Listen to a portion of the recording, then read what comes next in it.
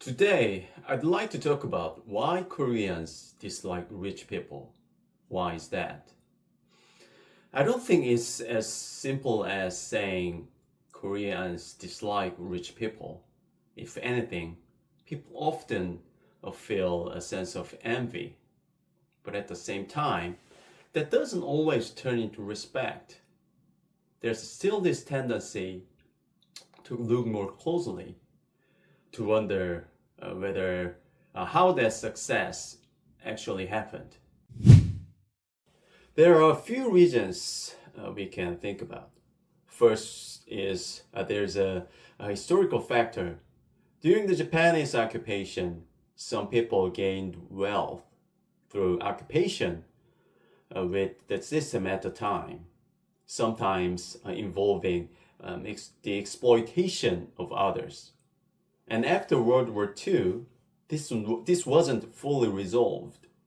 So in many cases, that wealth continued into the next generations. At the same time, many who fought for independence did not receive the same kind of economic legacy. And even today, some of their descendants continue to struggle economically. I think this contrast may have shaped how people view wealth. Second, there were also periods where wealth was created very quickly. As you know, Korea developed rapidly, and during that process, some people accumulated wealth through real estate booms or close connections between business and politics.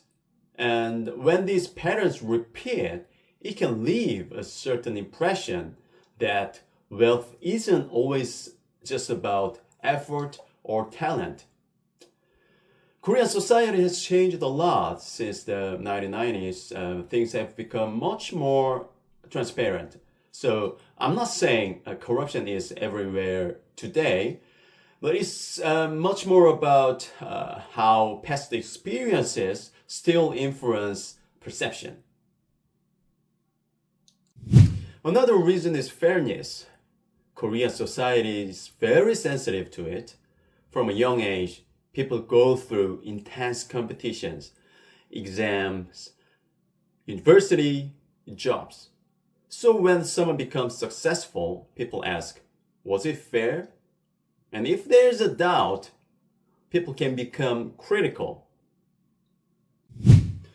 But when you look at other countries, the image of wealth can feel a little bit different. In the US, for example, you see people like Bill Gates who talk about giving away most of their wealth through donations and foundations.